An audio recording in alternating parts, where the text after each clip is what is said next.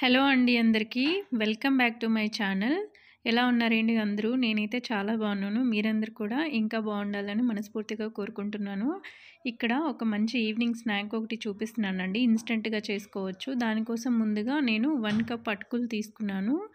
అటుకుల్ని బాగా శుభ్రం చేసుకొని వాటర్ పోసి ఒక 10 మినిట్స్ అలా దాన్ని సాఫ్ట్ అయ్యేలాగా చేసుకోవాలండి. ఇక్కడ నేను కొంచెం మందంగా ఉండే అటుకుల్ని తీసుకున్నానండి. అందుకే 10 మినిట్స్ పక్కన ఉంచుకున్నాను వాటర్ పోసి.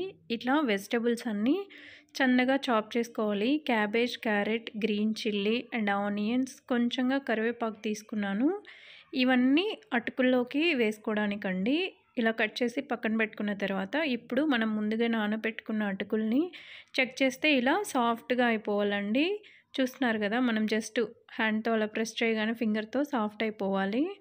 ఇలా అయితే సరిపోతుంది. ఇప్పుడు వాటర్ మొత్తాన్ని డ్రైన్ చేసేసి ఓన్లీ అటుకుల్ని మాత్రమే సపరేట్ చేయాలి. కొంచెం ప్రెస్ చేసి తీసుకోండి అటుకులు అనేటివి.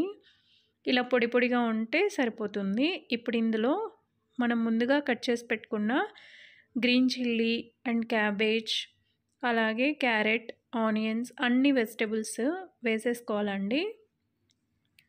ఎంత సన్నగా ఉంటే ఆనియన్స్ అవన్నీ అంత బాగుంటుంది టేస్ట్ అనేది. ఇలా అన్నీ వేసుకున్న తర్వాత ఇక్కడ 1 కప్ రైస్ ఫ్లోర్ తీసుకున్నాను. అంటే బియ్యం పిండి వేసుకున్నాను. 1 కప్ వచ్చేసి 1 కప్ అటుకులకి 1 కప్ బియ్యం పిండి. దాంతోపాటు 1 టీ స్పూన్ జీలకర్ర యాడ్ చేస్తున్నాను. దాంతోపాటు కొంచెం 1 పించ్ అంతా వంట సోడా యాడ్ చేశానండి. ఇక్కడ సాల్ట్ కూడా యాడ్ చేస్తున్నాను. మీ టేస్ట్కి తగ్గట్టు సాల్ట్ అండ్ కారం అనేది చెక్ చేసుకోండి. నేను ఇక్కడ గ్రీన్ చిల్లీస్ వేసాను. మీకు అవసరమైతే రెడ్ చిల్లీ పౌడర్ కూడా వేసుకోవచ్చు. దాంతోపాటు కొంచెంగా నేను అల్లం వెల్లుల్లి పేస్ట్ యాడ్ చేశాను. ఇవన్నీ వేసి మొత్తంగా ఫస్ట్ వాటర్ ఏమీ పోయకుండా మిక్స్ చేసుకోవాలండి. వెజిటబుల్స్లో ఉండే వాటర్ అండ్ పోహాలో ఉండే వాటర్ మొత్తం ఈ రైస్ ఫ్లోర్కి పట్టి కొంచెం సాఫ్ట్ అయిన తర్వాత అప్పుడు అవసరమైతే వాటర్ యాడ్ చేసుకోండి. కొంచెంగా వేసుకుంటూ ఇలా గట్టిగా ముద్దలాగా కలుపుకోవాలి. దాన్ని ఇలా చిన్న చిన్న బాల్స్ లాగా తీసుకొని వడలాగా ప్రెస్ చేసుకోవడమే అండి.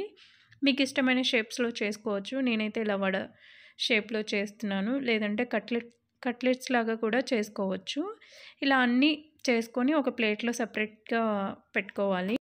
మరీ మందంగా ఒత్తుకోవద్దండి. ఎందుకంటే ఆయిల్లో వేసినప్పుడు ఎక్కువ టైం పడుతుంది కుక్ అవ్వడానికి అనేది. చాలా పల్చగానే ఉండాలి. మరీ పల్చగా అని కాదు, కొంచెం ఇలా వీడియోలో నేను చూపిస్తున్న విధంగా ఉంటే సరిపోతుంది.